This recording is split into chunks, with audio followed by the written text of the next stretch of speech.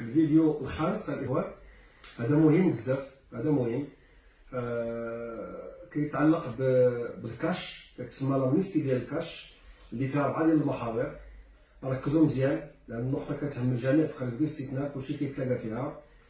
هذه الكاش يعني كتهضر على النقطه الاولى او المحور الاول، وهو اي انسان الفلوس اللي عنده في هذا النهار هذا، الفلوس اللي عنده في البنكه او الفلوس اللي عنده في الدار الى غير ذلك، الا عندهم شي طراس منين جاو، يعني لا طراس منين ثابته تكون لابيل لا تراسابيليتي تكون ما كوريكت.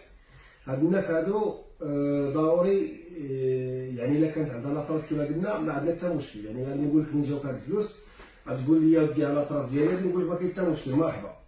ولكن الا ما عندهمش لا طراس ضروري ومؤكد انك تمشي تخلص عليهم واحد 5% في البنكه باش بحال نقولوا ما غاديش نقولوا باش نقولوا ديو شرعيين، ما غاديش نقولوا على المصطلحات كثيره، نقولوا دي على الاقل يوليو الفلوس اللي عندك يعني عندهم لاطراس او عندهم الجداد، يعني هذه تبنى لقدام. الا شريتي هو كينفعوك من لقدام، الا شريتي بهم شي حاجه من لقدام يعني عقار متحرك او غير متحرك، دار ولا طوموبيل ولا ارض الى غير ذلك، ممكن تلقاو ديني جاوك هاد الفلوس تقول لي ودي هاد الفلوس كانوا عندي وخلص عليهم 5%، اذن ما كاينلاش تسولوني من اين لك هذا.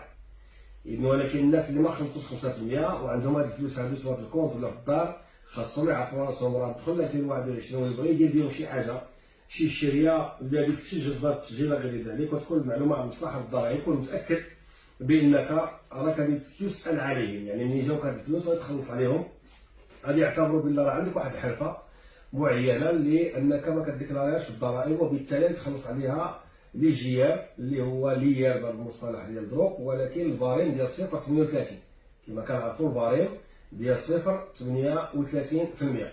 كما كتعرفوا هذا الباريم هذا في الحال يعني الرقم اللي فايت 18 مليون كنخلصوا عليه 38% للدوله.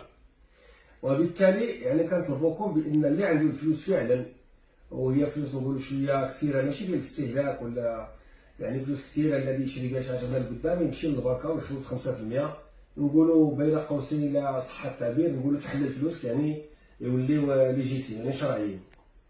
اذا المحور الثاني هو الا كنتي شاري شي حاجه في 16 و 17 و 18 و 19، الا كنتي شاري شي حاجه في هاد 4 سنين الاخرى، كنصحوك الا ما عندكش لا طراس باش شريتيها ننصحوك سير للبنكه وخلص على ماشي البنكه هذه اللي تعمر فيها ديزامبريمي على مستوى مصلحه الضرائب، هذه تجي تخلص عليها واحد 5% على داك المبلغ باش شريتي داك العقار مثلا. وهذه الضريبه ما غاديش تسولك غدا ولا غدا على الفلوس منين جاوك. اذا ردوا البال، يعني اي شريه شريتيها في هاد 4 سنين الاخرى وما عندكش لا طراس منين جبتي الفلوس، راه ممكن تخلص عليها 38% كما قلنا. ومن الاحسن ومن الافضل انك تخلص عليها دابا 5% احسن من 38%. المحور الثالث في هذا الكاش هو الفلوس اللي تقدر تكون تمثل في الشركه ديالك. الا عندك شي سوسيتي مثلا كنسميوها الكونت كورون داسوسيي، يعني الحساب الجاري ديال الشريك. بمعنى اخر الا كانت عندك الشركه فيها راس المال ديالها 10 مليون وانت عندك مثلا بنايات او ماتيريال او كذا، ولا الكونت كليون ولا فلوس البنكه ولا اللي فايت 10 مليون، يعني منين جبتيها راه اما ربح اما كونت كورون داسوسيي. دونك الا عندك شي فلوس اللي كنقولوا سلفتها الشركه وخدمتي ديالها غير ذلك فهاد 4 سنين الاخرى وما عندهاش لا طراس منين جات، حتى هي تخلص عليها 5%.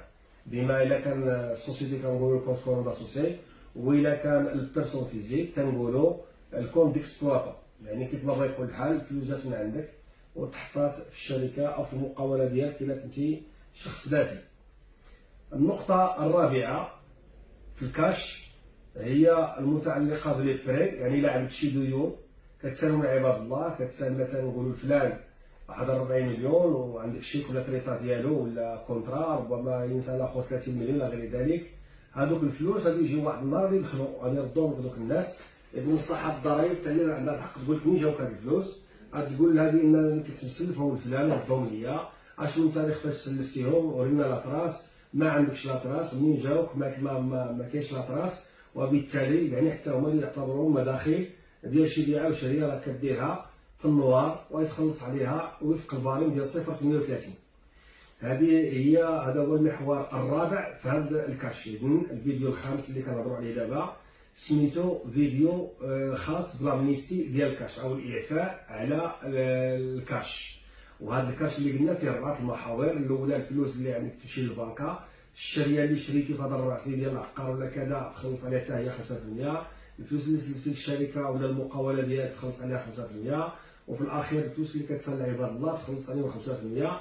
بهذا كنقولوا الفلوس ديالك ولاو شرعيين مع مصلحه الضرائب في المغرب. وشكرا.